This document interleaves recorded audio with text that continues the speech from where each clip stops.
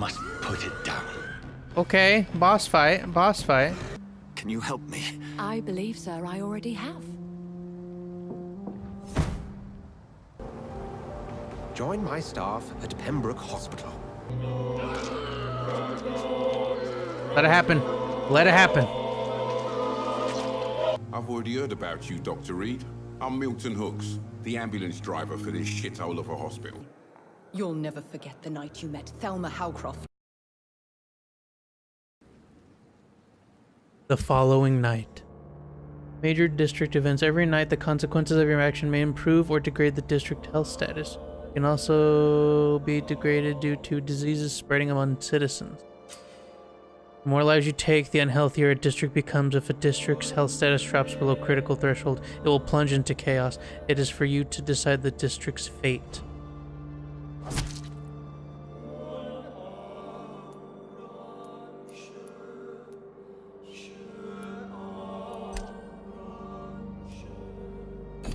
Stop working.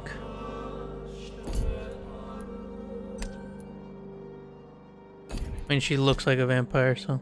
Thomas was responsible for his disfiguration during the war.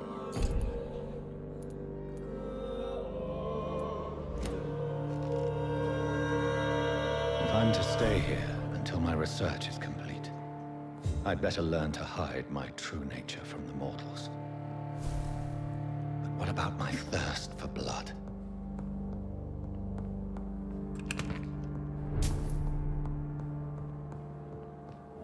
The flower's dying. It needs water. Oh, somebody at the door. Hello. I cannot enter. Yes, Nurse Crane? How can I help you? I'm so sorry. I know Dr. Swansea wanted you to rest, but we have somewhat of a crisis. A crisis, you say? Our supply of antiseptics is nearly depleted. I was hoping there was another box up here, but...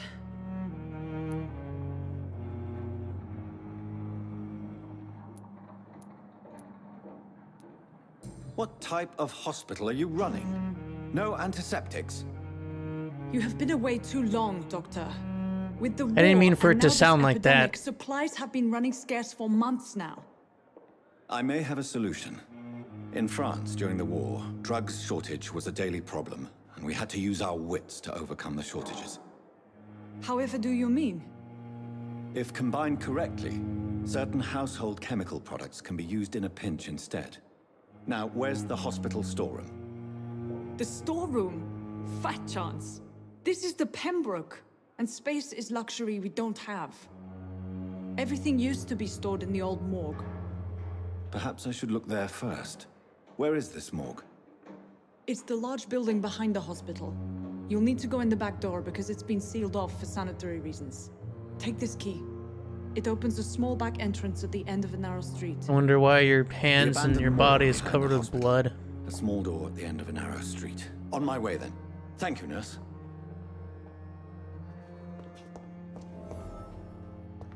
Enter the old...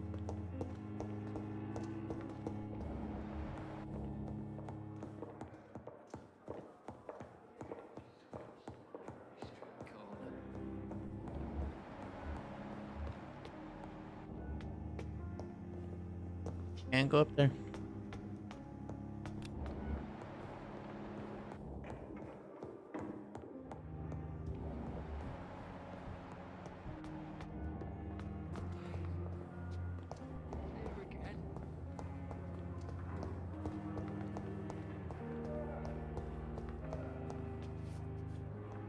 Good evening, sir. Can I help you? Unless you're here to fix my face. No. I don't think you can help me. I'm Dr. Reed. I've recently taken the position of head surgeon here. War injuries, am I right? You guessed right, Doctor. German shell took my pretty little mug right off. But they still call me Thomas Elwood.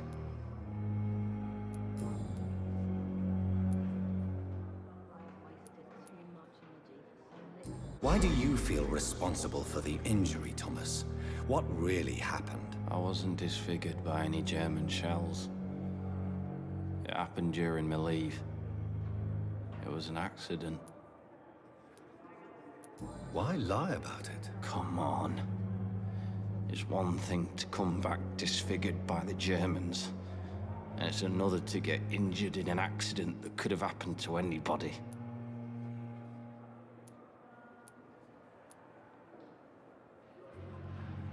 Beauty is not everything, Mr. Elwood. Says Mr. Pretty Face.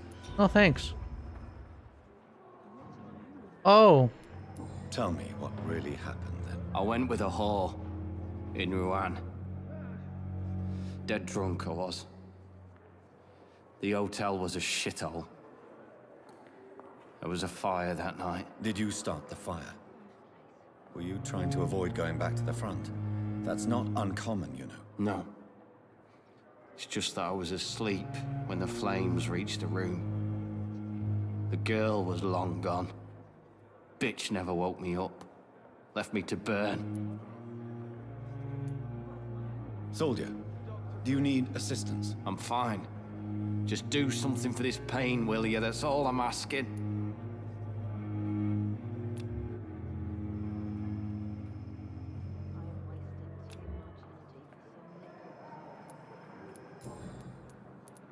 Why do you feel responsible? Oh, can I for redo the injury, hint? Thomas?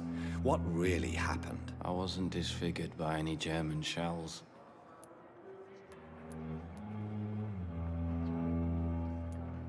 Tell me what really... I went with a... Did you... No.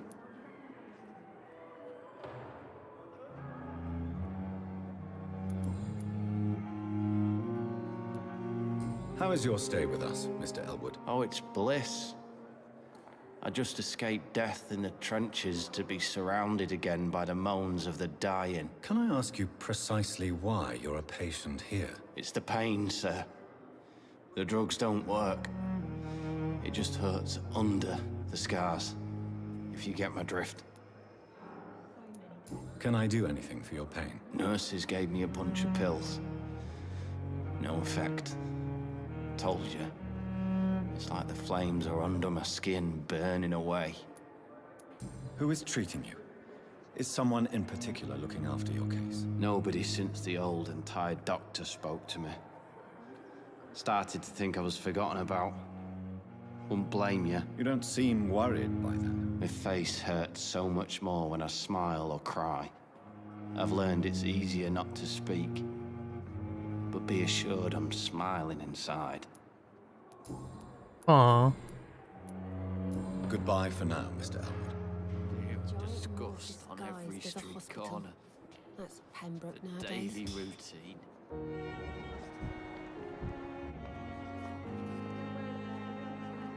Good evening, nurse. Good evening, Doctor. Pippa. I don't think we've been introduced yet. My name is Pippa Hawkins. And I'm Dr. Jonathan Reed.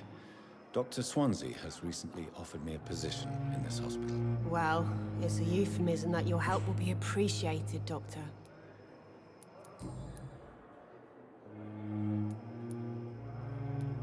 How is the Pembroke staff coping with the epidemic? Well, not well. Milton, the ambulance driver, is even more grumpy than usual, especially concerning doctors. Why is Milton grumpy on a daily basis? Is it just an act? Milton's not the kind of man who's bothered about a bad reputation, whether he deserved it or not.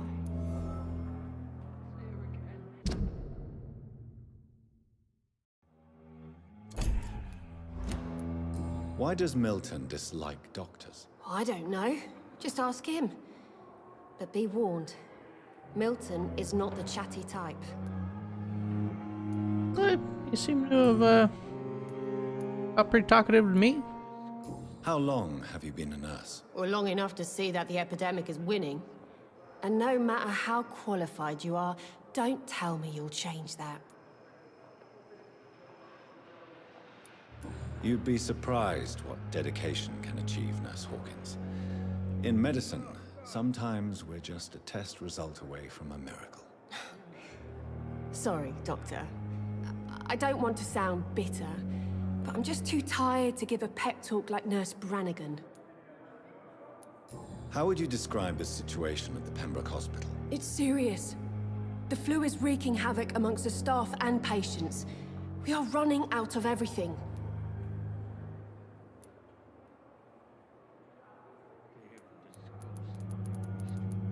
Nurse Hawkins, the Spanish flu won't last forever. Even the Black Plague didn't kill everyone. I wish I could believe you. But what if this epidemic was worse? What if in the end, nobody was spared? Okay, You lady, must you get need a to hold of yourself, calm down. Sorry, I'm exhausted. No one has any idea when this epidemic will be over. Goodbye. I'll leave you to your duties, madam. Hey, Good evening, Mr. Hampton. How do you feel? Dr. Reed, is it?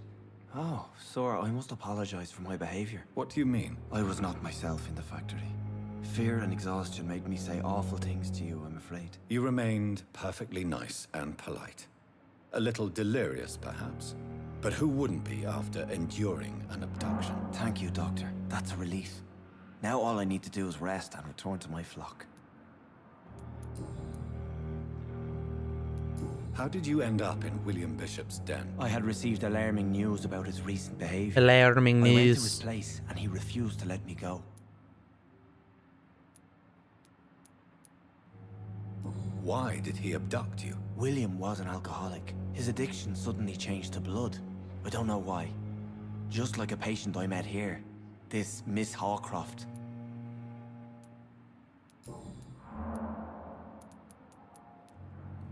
How did you end up in William No, no, no. Bishop's den? I had received... You dared to enter this awful place alone. I'm just a man trying to help his friends, Dr. Reed. William Bishop was a conflicted soul, searching for light. What is the general situation in the East End docks? The situation has always been tough, with a lot of tensions between the gangs and the dockers' trade union. The wet boot boys are very nervous since they lost their leader. Who leads the gang now? Since Clay Cox went missing, it's his wife Edwina who runs the show, with the assistance of Okay. her minion, Booth Digby. Has the gang been threatening you? Ah, no. I've had this nickname for so long, you know, the sad saint of the East End. No one dares to bug a saint, not even criminals. Do you know Tom Watts, the bartender from the Turtle? I met him before I found you in the canning factory. Tom? Yes, of course. Always the helping hand, good old Tom. Without men like him, corruption and despair would have wiped out the East End long ago. People are still in despair. How could it be otherwise? The authorities have left us all to rot in this contagious nightmare. No drugs, no advice, nothing. It's a damn shame.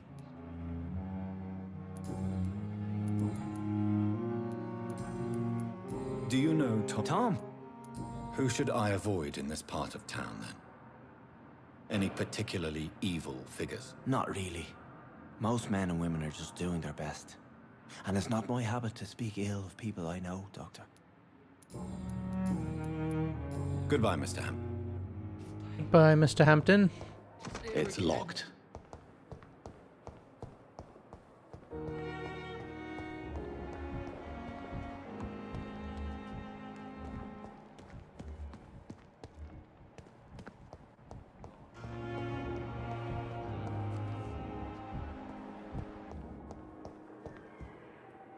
Good evening, Doctor. I believe we're going to be working together. Dr. Reed. Dr. Swansea informed us of your arrival, but I could not dare to believe we'd have such good fortune. Such an honor, sir. Thank you. And you are? I am Thoreau Strickland, Dr. Thoreau Strickland. I'm a great admirer of your work, Dr. Reed.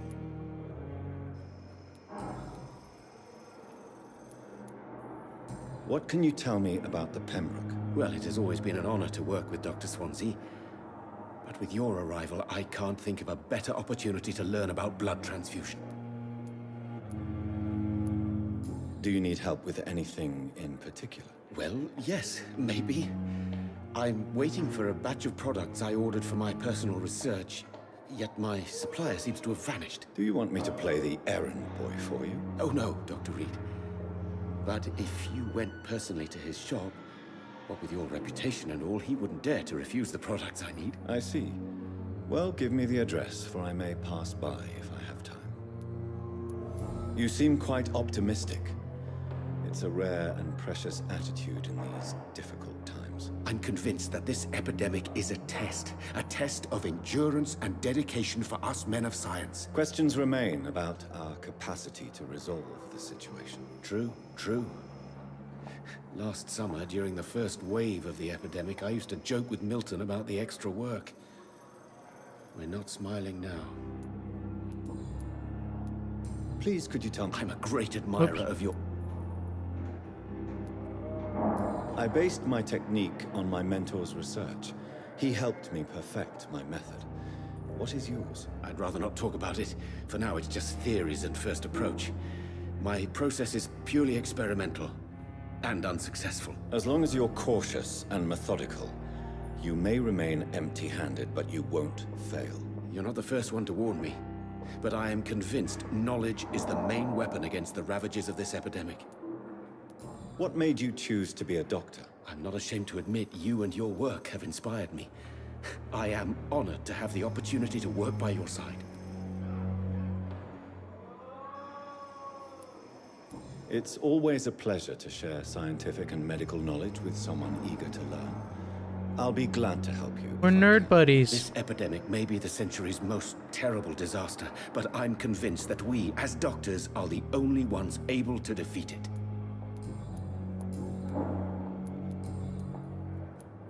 Tell me more about your willingness to experiment with new medical techniques. Harvey Fiddick is a patient suffering from a severe injury that could cripple him if not treated correctly. I'm convinced your blood transfusion technique could help him. What is it you really want? To save him, or to prove your point? Fair question. I want nothing but to save my patient, Dr. Reed. Especially since I know Mr. Fiddick's story. Tell me Mr. Fiddick's story. Our first diagnosis was compromised because Mr. Fiddick lied to us about the real origin of his injury. He first claimed it was an accident. But why would he hide such crucial information from us? Because he is a proud father, ashamed of putting his children at risk because of his own negligence. This personal involvement could also appear to be a lack of impartiality. You must know that a good surgeon must remain neutral. I agree. But that does not excuse Dr. Ackroyd's behavior, a man who did not even take time to converse with his patient. Do you think keeping his distance was a mistake? All I know is that I'm taking care of human beings with desires, hopes, and fears. Not some biological machine comprised of blood. Wait, I bones, don't and even know who flesh. that doctor is. Wait, who? Goodbye, Dr. Strickland.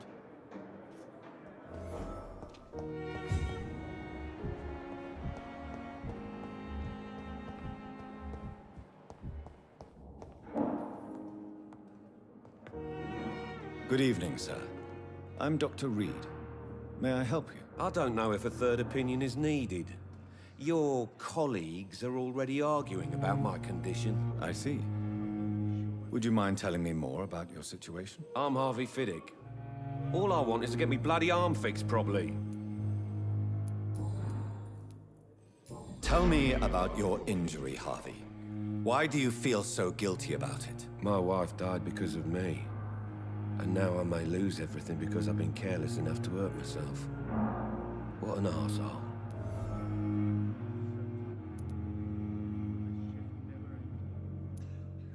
You can't hold yourself responsible for your injury, Mr. Fiddick. Unless you tried to hurt yourself. Of course I didn't hurt myself. But I can't work until my arm is fixed. My children need to eat, Doctor. How could your job be responsible for your wife's death? I was working a double. She went out to bring me a hot meal and got caught in a German bomb raid. Wow. Tell me more about the death of your He's wife. so violent and angry. I was He doesn't in the even army, care. building workshops for the Royal Flying Corps. Helen was happy I wasn't sent to the front. What happened? The Germans sent Like, yeah, my Zeppelins to wife bomb died in a bombing construction raid. site, but Tell that's me their what fault. happened to her. My wife was bringing my dinner when the bombs fell. How are your children after losing their mother? They were smaller then. The only good thing about this is my Helen didn't bring them with her that night. I'm sorry for your loss. So many died during the bombings. I served in France and witnessed the carnage there. I would like to say that she didn't suffer. Truth is, I have no idea. I just know that I'm all that me kids have. Poor little bleeders.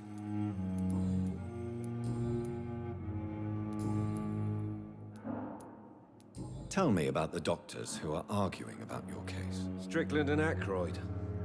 They both want the best for me, but there's a lot of pride there. Doctors are no different from carpenters, it seems. What do you mean? I often had professional arguments with rivals on a building site. Difference is, I disagreed about wooden nails, not flesh and bones. Are you satisfied with your treatment here? Well, it's clear that I've chosen a bad time to be injured.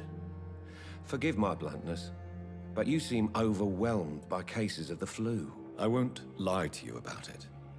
I'm afraid we are. Are you sure you don't want to operate yourself, Dr. Reed?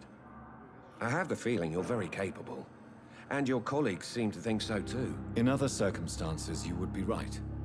But for now, I don't think I can take on the responsibility. My apologies. Is there anything else that's bothering you? Can I help in any way? I'm all right. Considering the state of this place, I should consider myself lucky, I guess.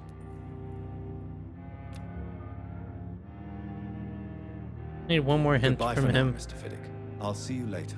You always knew the words to calm the children, Helen. As for me... Good evening, sir. I'm Dr. Reed. I believe we're going to be colleagues. Reed? Yes, I've been informed about your arrival. I'm Waverly Aykroyd. Welcome aboard, I suppose. Does my arrival inconvenience you in some way, Dr. Aykroyd? Let us just say that I don't particularly share Dr. Swansea's enthusiasm for hiring you. What we need here are reliable professionals, not overrated dabblers. Okay. Nice to meet you too. If you have a problem with me, Dr. Aykroyd, please feel free to tell me. Dr. Swansea has imposed your presence on this hospital without asking anyone's advice. The benefit of his position. But I don't agree with it. I know we've never met before, but I believe this hospital could use all the help it can get. You will agree with that, I'm sure. Oh, but I have heard about you, Dr. Reed. Of course, you can't say the same about me, since I have not wasted my time courting the press. Okay. Aren't you too old for such jealousy? It really won't do you any good, you know. Don't be ridiculous, Dr. Reed. A simple glance is enough for me to know you have nothing for me to envy. Tell me, Waverly, what do you think of Dr. Strickland's enthusiasm for his experimental research? Strickland is playing with his patients' lives for pride and glory. Now that, sir, is unethical. Are you thinking about something in particular? Harvey Fiddick needs delicate surgery. I believe we should stick to the usual procedure, but my young colleague obviously disagrees. Why do you wish to lead this surgery? I strongly believe that Mr. Fiddick should not be butchered to test an unproven procedure.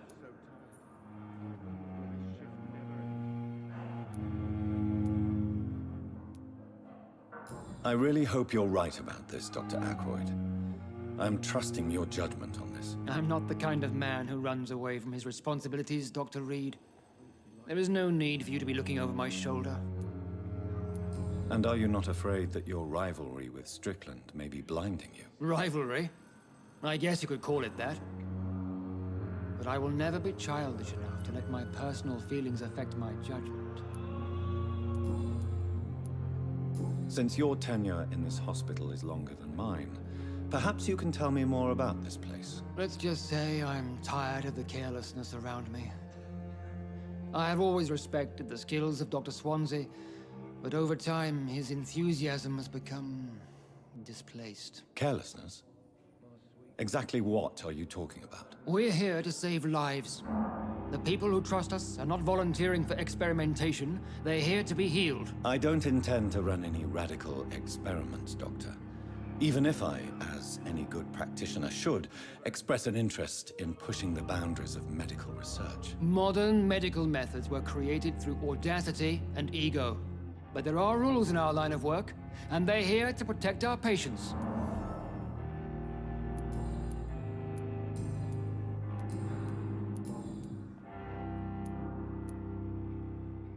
I don't know what you've heard about me, but I have already proved my value as a practitioner. I don't question your skills, Dr. Reed, Hey, but your you motive... just interrupted me. Is it money? Fame?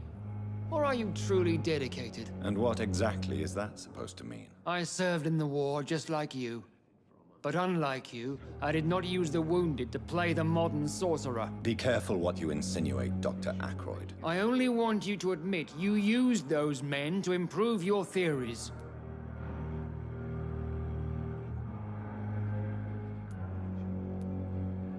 Knowledge has always been and will remain our main weapon, and it has always come at a price.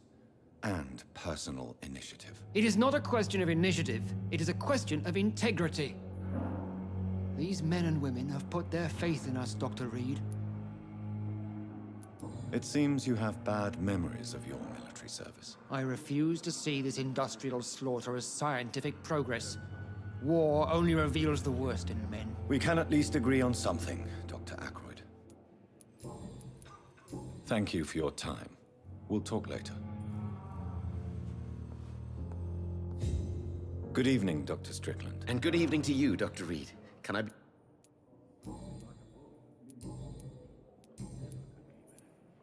What do you think of Dr. Ackroyd's aversion to modern... Not like he's sitting right there. He's so narrow-minded. He's sitting right next to Dr. you. Swansea taught me that science is about exploring uncharted territory. I'm convinced that's true. With the influenza and all that's going on, you should put your differences aside, don't you think? Why is it so difficult to work together? I believe that if Dr. Ackroyd had been the one to discover the transfusion process, he would be the first to recommend its use. So you believe it's just a question of jealousy and pride? Dr. Ackroyd is as proud as he is blinded by his obsolete concept of medical science. Goodbye, Dr. Strickland. Reads me like a book.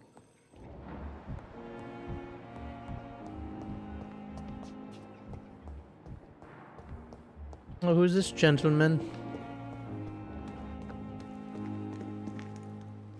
Good evening. I'm Dr. Reed. Always a pleasure to meet a colleague, sir. Rakesh. Especially when he was supposedly dead. A colleague?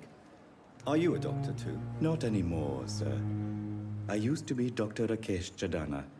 Now, I'm just Mr. Chadana, pawnbroker and humble guardian of this morgue. What do you mean, you used to be a doctor? Was your license revoked? No, sir. It is just that I like to be precise. I run a little pawn shop while taking care of the dead. But I used to be a real doctor. Real doctor. A pawnbroker? I expect you get all types of people here. Yes, sir. All kind of people.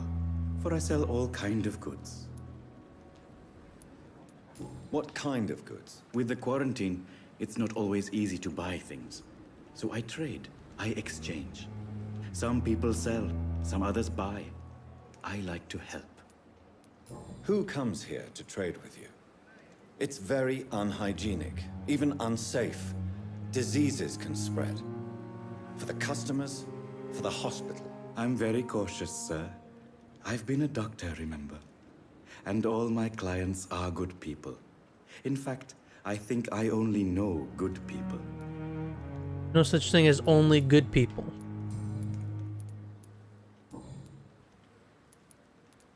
Do you work here alone? Yes, very easy work, sir. All I have to do is watch a few bodies. The situation was very different when the main morgue was still open. Why close the hospital's main morgue? It was for sanitary reasons after the beginning of the epidemic. Cadavers had to be moved to the nearest mass grave. Why do you have to watch these bodies? Because these poor fellows have no names. We keep them in case someone comes looking for the missing. Sadly, very rarely happens. Are you afraid or uneasy being surrounded by so many corpses? Why should I? These bodies are empty vessels. Flesh left to decay. Poof. No soul anymore. All gone. How did you get this job? After I left the army, I worked as an undertaker down by the docks.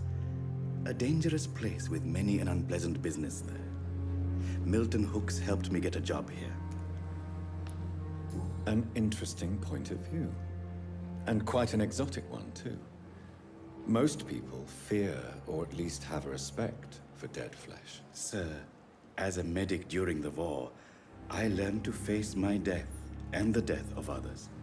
It's the pain we have to tame, not death itself.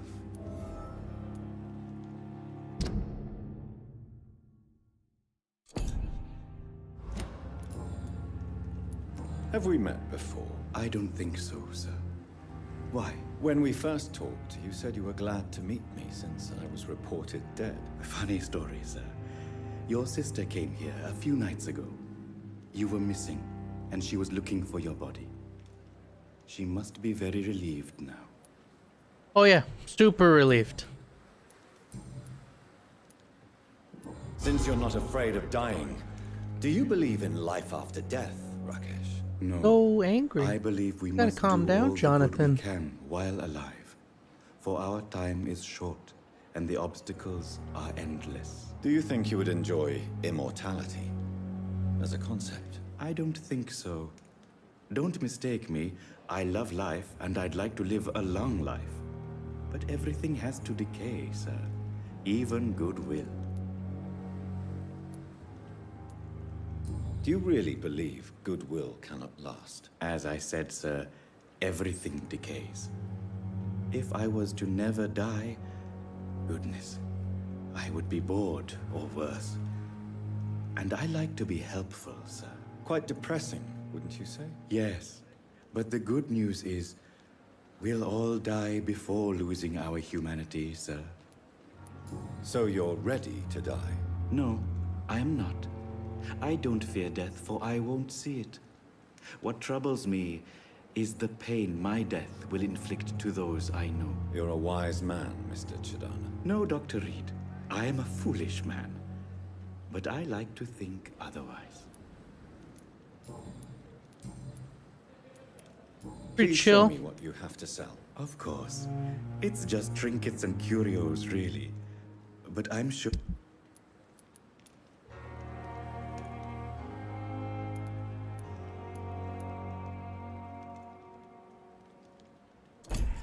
Well, the drugs. I cannot enter. Wait. What? It's locked. I'm sorry you ended up on my plain and cold medical bench, sir. I understand you must be very angry about this unfair situation. I managed to arrange to have you buried in the same mass grave as your wife. I hope that might help. He talks to the dead guys. Guess when you're surrounded by nothing but dead guys, who are you gonna talk to?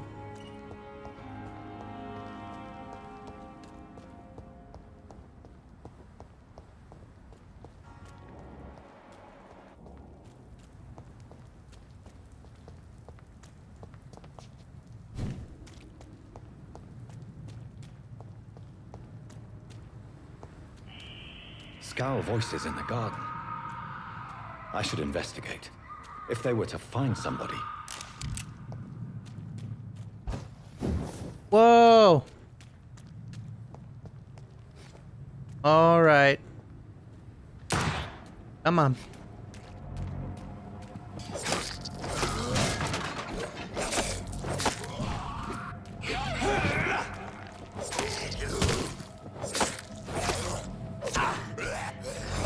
Oh, okay.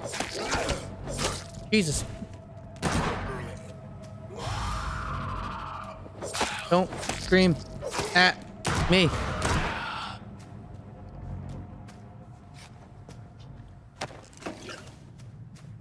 Watery, sturdy blood sample.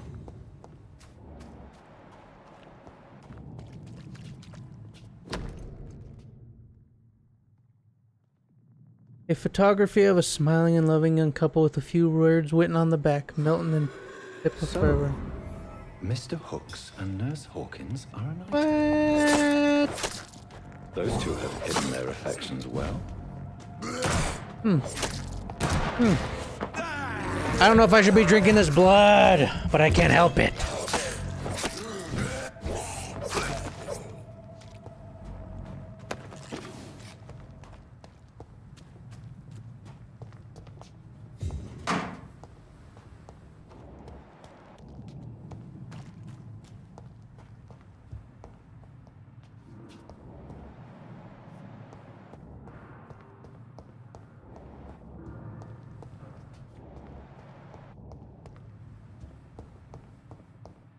Wait, why was that wallet over there?